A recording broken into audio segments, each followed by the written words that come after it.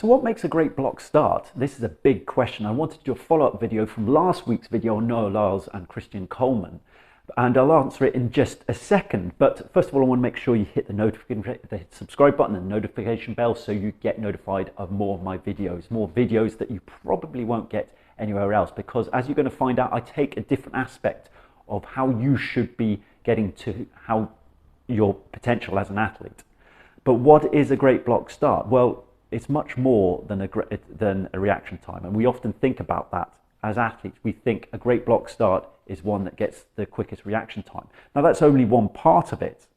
As we noticed from contrasting from Christian Coleman and Noah Lyles, the great block start doesn't mean you're going to finish the race in first place, and that just shows. So a great block start is much more complicated, is the wrong word, but it's much more context to it, much more layered than you think, than just reaction time out of the blocks. You might have a great reaction time, but you stand up too quickly. Okay, that reaction time you might have, but when you stand up too quickly, it comes from impatience. It's actually just putting pressure on yourself when you do it. So you actually have to make sure that the great block start gives you the right foundation for the rest of the race. It gives you that foundation so you can build your race. And building a race, I think, is the best technical term or description of how you should block start. It's not necessarily one that gets the fastest reaction time. It's the one that gets you to naturally build your speed up, till you reach your top end speed, and so reach your top end speed that you can sustain for the rest of the race. And that is crucial, to reach your top end speed, but be able to sustain that for the rest of the race.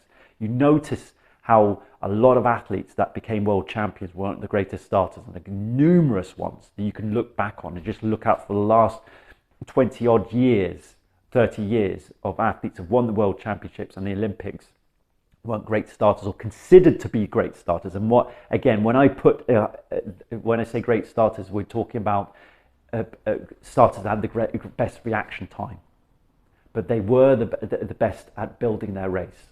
And that's something that you have to think. One of the athletes get wrong is that they want to have a technically proficient, technically perfect block start. And a technically perfect block start has got to make sure it's a technically perfect block start for you, not on how it looks. So a lot of athletes, and specifically coaches, coach their athletes to have a certain block start, but it's not their natural way of moving. And they suck out all the natural movement from the body and put in unnatural movements. And once you put in unnatural movements, the athlete is going to be thinking too much, and it's going to be tight because it's not moving. It doesn't feel right. And that's one of the things I've noticed as I'm coaching athletes through the years, noticing how athletes, as they block start, might have a whole list of things that they're doing in the block start that are wrong. It's specifically in the blocks and in the set position. Might have a list of things, but they're still the fastest out of the fastest out of the blocks, and they still set themselves up. So we have to understand, okay, that's fine, but what is those changes going to help the athlete? Does that technically perfect block start and positioning of the body when you come out of the blocks, is that right for that athlete? Might not be. And this is something that we've got to understand. An athlete, a block start is more than the best reaction time. It's more than getting out of the blocks the quickest. That's not that. There's more to a block start than that. It's how you get a block start that actually helps you transition into your top end speed and help you to sustain that top end speed for longer during the race. Never forget the 100 meters is also a lot of speed endurance involved in 100 meters. You can't sustain your top end speed for more than 40 meters in it. So when a great athlete might not reach their top end speed till later on in the race, an athlete might do it. They always reach their top end speed at different points. So my answer to this is a pretentious one, but it's one that actually you've got to understand is that it's complex. A great block start is more than a reaction time. It's more than a reaction time. It's building those building blocks for the rest of the race to get you up into that top end speed and help you sustain that top end speed. And how do you do that? How do you get that great block start, as you say? How do you get the start that's going to help you finish first in the race? Well, first of all, you've got to stop thinking about it. You've got to take the pressure off yourself. Just get out of the blocks. When you're prompted to get into the set position, you get into the set position. Once the gun goes, you just get out. Once you're thinking about what you have to do in your block start inside a race, you've killed your performance. You cannot be thinking about it. You cannot be thinking about getting the best block start, because you're putting pressure on yourself. The best block start is one that allows you to move naturally out the blocks, one that actually helps you build the race. And once you're actually coming out of the blocks and there's more relaxation and less pressure on yourself, you are building the right foundation for you to be able to speed up and have the best 100-meter race. Everything improves when you put your own natural spin on your start. Noah Lyles, you showed how Noah Lyles came out of the blocks, probably one of the slowest in the race, probably mid-race, mid-positioning, and still came through and won the race later on. And basically Christian Common was well ahead of him. But the point is that Christian Common felt like he had to hold on to that lead. That's the downside of having a great block start. You feel you have to hang on to that lead. It's almost like the body shuts down as soon as it almost thinks there's automatic response when the body, when an athlete puts too much emphasis on a great block start and puts too much importance on the great block start, their mind automatically shuts down in the race and they start to lose ground. That's why you see a lot of athletes get great block starts, but they don't finish first in the race, because automatically they've got a great block start, and automatically in the mind they're just thinking, okay, I've got a great block start, I'll shut down now. Or they're starting to put the pressure on themselves to hold on to that lead.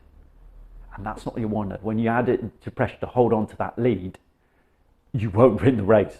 When the pressure hits, you tighten up. And that's what happened to Christian Coleman. That was a textbook example of someone who got a great block start, probably got into his running too quickly due to impatience, and then felt like got the pressure of actually having to hold on to that lead, and then he tightened up. His stride length started to dwindle. His hips started to sink. And Noah Lyles, who was far more confident before the race, he knew his start wasn't as the greatest in the race, but he was far more confident in the race and patient in the race. He allowed his body do its natural thing to come through and win the race, because he set himself up for that block start that wasn't the fastest reaction time, nowhere near the fastest reaction time, but he built his race so that he finished first and quicker than anybody else in the race.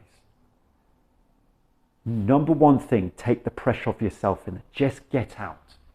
If you have the best block start and you get best reaction time, that's a bonus. That's only a bonus. You could consider your bonus, because the race is only 10 meters old. The race is 100 meters. What are you going to do for the rest of the race?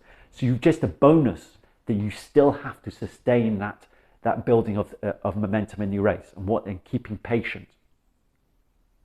And if you're not a great block starter, you shouldn't be thinking about it anyway. Just get out, because then you can build up later. You can build your race, and so you can accelerate past your opponents at the end of the race. A great block start is one that builds the foundation for you to build into your top end speed and sustain that top end speed for the rest of the race. Take the pressure off yourself. Do not put pressure on yourself to get the best block start. Do not. Don't do it. Don't think about it. Don't think about what you need to be doing in your block start in the race, because you killed your performance. Thinking kills the performance. Hope that video gives you a great understanding of block start. It takes the pressure off you and simplifies things for yourself. These block starts are complex things, and you should not be thinking about all those complex things when you're racing. Thanks for watching.